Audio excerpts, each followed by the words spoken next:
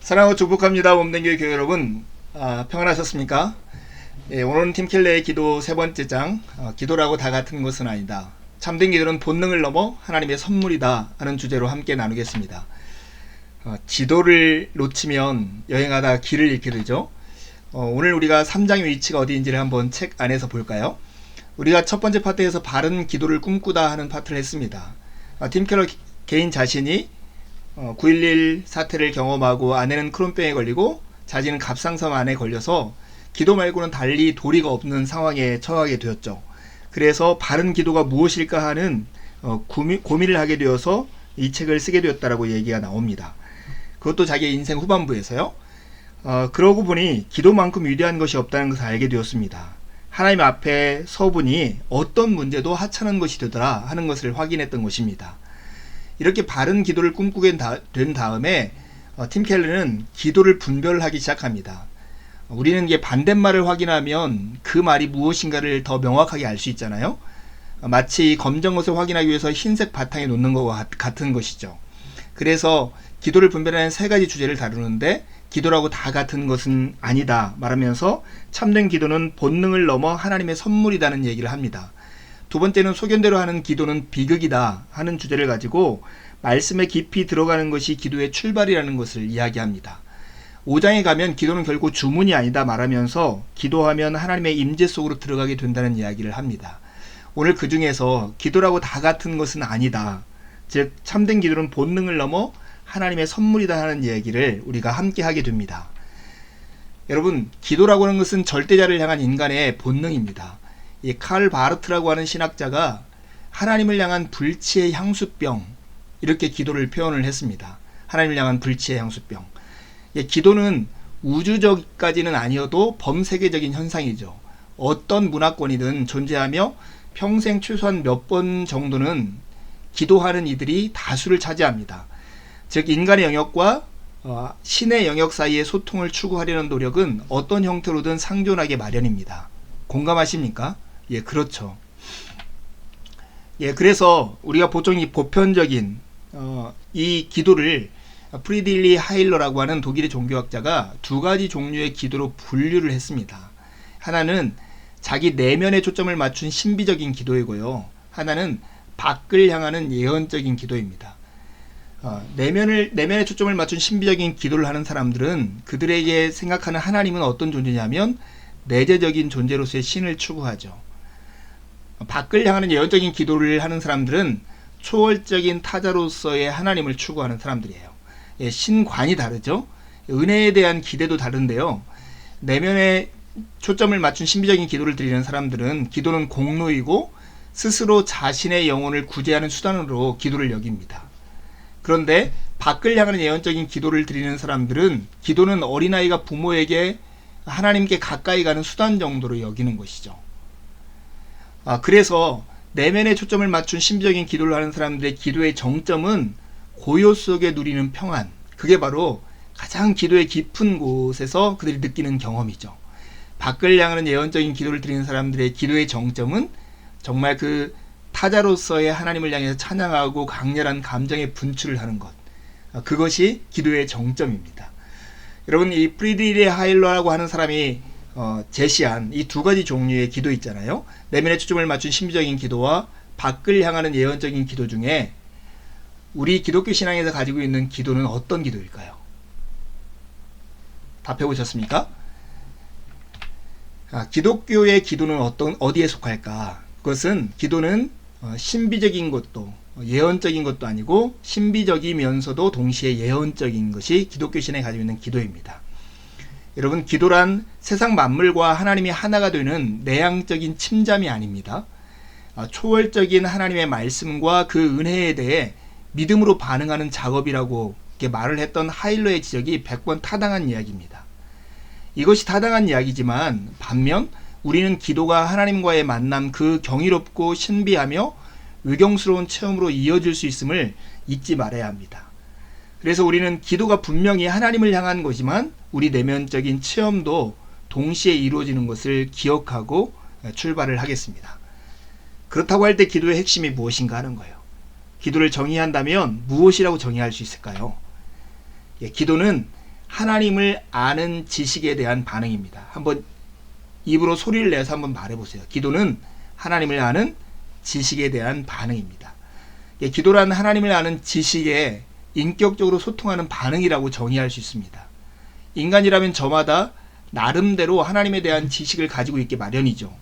비록 허공에 대고 도와달라고 부르짖는 몸짓에 그치더라도 기도는 바로 그 존재와 실제에 닿고 또 반응하기를 추구하는 행위입니다. 기도가 하나님을 아는 지식에 인격적으로 소통하는 반응이라고 하면 그 하나님을 아는 지식이 기도의 차이를 만들지 않겠습니까? 맞아요. 지식의 차이가 기도의 차이를 만들고 지식의 차이가 두 가지로 기도의 종류를 만드는데 하나는 본능적인 기도이고 하나는 선물로서의 기도입니다.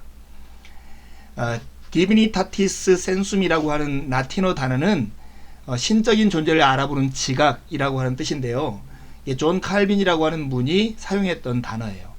인간은 누구에게나 이러한 신적인 존재를 알아보는 지각을 가지고 있다고 하는 것이죠. 본능적으로 기도하는 데 필요한 하나님에 대한 인식은 자연에서 직관적이고 포괄적으로 얻게 되는 거죠. 왜요? 신적인 존재를 알아보는 지각을 가지고 자연을 보기 때문에 그렇습니다.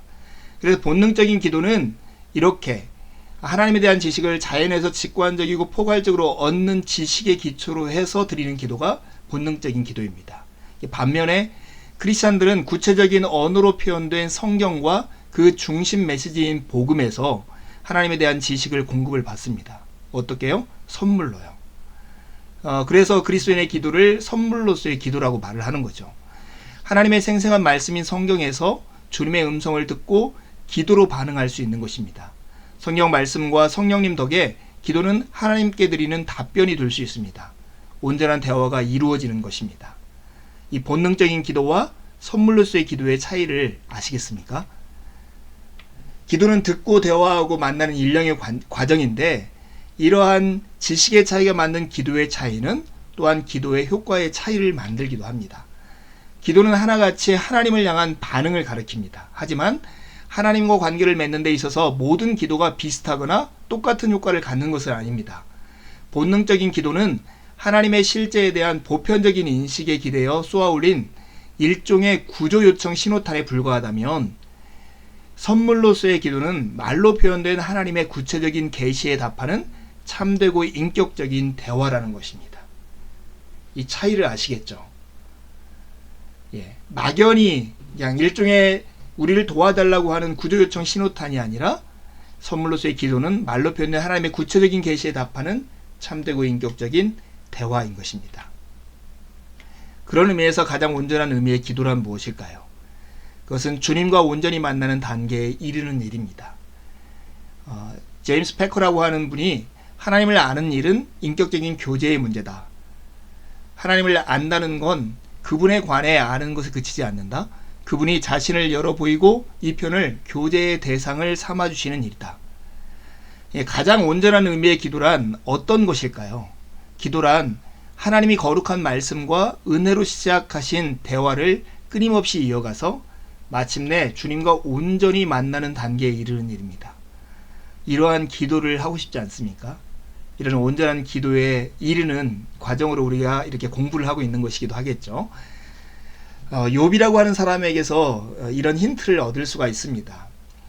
욥은 참으로 말로 표현할 수 없는 고통을 경험합니다. 애매한 고난이라고 표현할 수 있는 어려움을 겪습니다. 그런데 이 욥이 이러한 여러 가지 탄원과 원망을 거치면서 나중에 하나님이 나타나서 하나님이 어떠한 분이심을 알려주고 그것을 깨달을 때 욥의 기도가 완전히 바뀌게 되고 욥의 신앙이 바뀌게 됩니다. 하나님이 어떤 분이신지 더 또렷하게 알아갈수록 불평과 하소연이었던 욥의 기도는 차츰 고백과 간구, 찬양으로 발전해 갑니다. 종래는 난관을 딛고 일어서 어떠한 인생사와도 맞설 수 있게 됩니다. 이처럼 새록새록 정련되고 됨됨이의 수준이 달라지는 건 계시된 하나님의 말씀에 귀를 기울이고 기도로 반응하는 상호작용이 있었기 때문입니다. 계시된 하나님의 말씀에 귀를 기울이고 기도로 반응하는 상호작용, 이것이 욥의 신앙을 이렇게, 욥의 기도를 이렇게 바꾸게 되었다고 하는 것입니다. 하나님을 아는 지식이 충실해질수록 기도는 더 풍성해졌으며 변화의 폭이 인생 전반으로 널리 확산된 것입니다. 여러분, 이 대목에서 이런 질문 나오지 않아요? 하나님이 계시하신 말씀과 성령님의 도우심으로 인해서 하나님을 알면 우리의 기도의 깊이가 달라지고 기도의 내용이 달라지는데, 욥을 보면 하나님이 직접 나타나서 폭풍 속에서 하신 말씀을 통해서 이렇게 되었다, 이런 것을 우리가 확인하면서 우리에게도 하나님이 이렇게 나타내 주기를 기대하며 우리는 욥과 같지 못하다는 생각을 혹시 하십니까? 욥에게 하신 것처럼 내게도 하나님께서 해주기를 기대한다면 그때와는 비교할 수도 없을 만큼 하나님의 성품을 아는 명쾌한 패가 우리에게 주어져 있다는 것을 놓쳐서는 안 됩니다. 히브리서 1장 1절 3절 말씀을 함께 읽어볼까요? 옛적의 선지자들을 통하여 여러 부분과 여러 모양으로 우리 조상들에게 말씀하신 하나님이 이 모든 날 마지막에는 아들을 통하여 우리에게 말씀하셨으니 이는 하나님의 영광의 광채시요 그 본체의 형상이니라. 예수 그리스도는 하나님의 말씀이십니다. 하나님을 그보다 더 알아듣기 쉽고 인격적이며 근사하게 소통하는 통로는 없습니다. 그분이 우리에게 오신 것이죠. 인간의 눈으로는 태양을 똑바로 쳐다볼 수 없습니다. 그랬다가는 감당치 못할 만큼 강력한 광채에 금방 시력을 빼앗기고 말 것입니다. 해를 바라보려면 필터가 필요하죠. 선글라스가 필요한 거죠. 빛을 걸러주는 장치가 있으면 엄청난 불꽃과 빛깔을 제대로 볼 수 있습니다. 성경에 드러난 예수 그리스도를 바라보면 인간 본질의 필터를 통해 하나님의 영광을 직시할 수 있습니다. 그래서 성경은 예수 그리스도를 하나님의 영광의 광채시요 그 본체의 형상이라고 말씀하는 것입니다. 오늘 우리는 예수 그리스도를 통해서, 그리고 그리스도에 대한 증언으로서 하나님의 말씀을 통해서, 그 말씀을 우리 안에서 깨닫게 하시는 성령님의 도움을 통해서 하나님을 알 수 있고, 그 하나님을 아는 그 지식을 가지고 선물로서의 기도, 그래서 하나님과의 온전한 대화 가운데 나아갈 수 있는 그 은혜를 입은 자들입니다. 얼마나 복되고 영광스러운 현실인지 모르겠습니다. 두 가지 질문을 드리려고 합니다. 첫 번째 질문은 기도를 하나님을 아는 지식에 대한 반응이라고 정의할 때 그리스도인이 아닌 사람의 기도와 그리스도인의 기도가 어떤 차이가 있는가를 한번 설명해 보십시오. 두 번째 질문이 이건데요. 욥보다 우리 그리스도인들이 하나님을 더 잘 알 수 있다고 말한다면 근거가 무엇입니까? 한번 답을 해보십시오. 주일에 모여서 속으로 서로 나누면서 함께 기도를 훈련해 보십시다. 감사합니다.